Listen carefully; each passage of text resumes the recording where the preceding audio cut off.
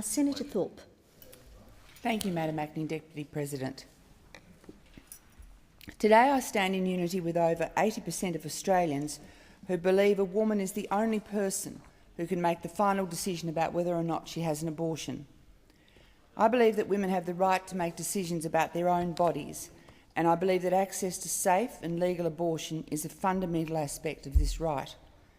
What I find hard to believe is that abortion is still defined under the criminal codes in the majority of Australian states. This creates an uncertain environment for women and their doctors alike. It puts up a barrier to effective healthcare and disadvantages often the most vulnerable women in our communities.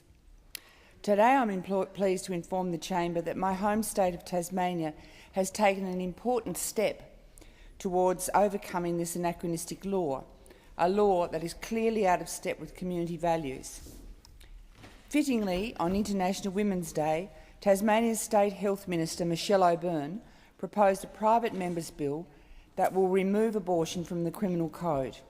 It will ensure that women and their doctors will no longer have to fear criminal sanctions for the termination of a pregnancy.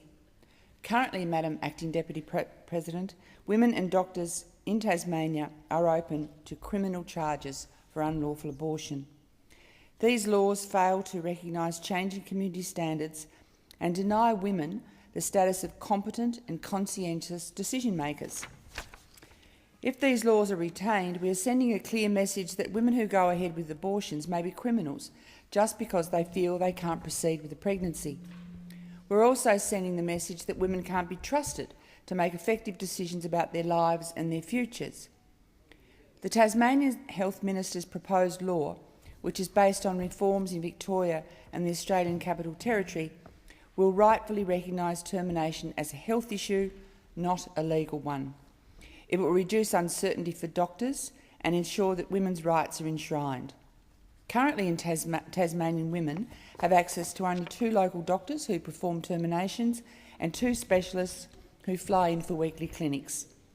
While some women have the financial capacity to fly into state to secure a termination, there are many who simply can't afford it. It is these people who are being unfairly disadvantaged by the situation. By removing abortion from the criminal code, we can remove uncertainty for doctors and encourage more clinics to open, free from potential criminal sanctions. We also create an environment when women can make this difficult decision supported by their own local support networks. And despite the many falsehoods that are out there, there is simply no evidence that the proposed changes will increase the rate of termination. International studies have shown that the legal status of termination has no impact on its incidence. We've seen this here in Australia, where differing laws from state to state have had little impact on termination rates. Instead, Mr Acting Deputy President, the proposed changes will merely make the procedures safer and reduce the associated stigma that can be so damaging to women's mental and emotional health. Good health is essential to allowing women to lead productive and fulfilling lives, and the right of women to control all aspects of their health, including their fertility, is core to the personal empowerment of women.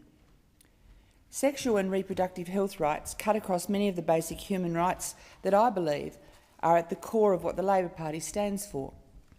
Importantly, the proposed legislation will also create a provision for safe zones around the clinics that offers these services.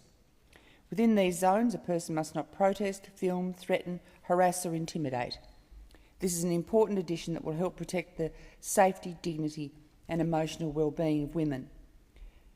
Australia has come a long way in the long road to safe, accessible and non-judgmental abortion. I urge all my colleagues to be vigilant in ensuring we don't let that slip backward.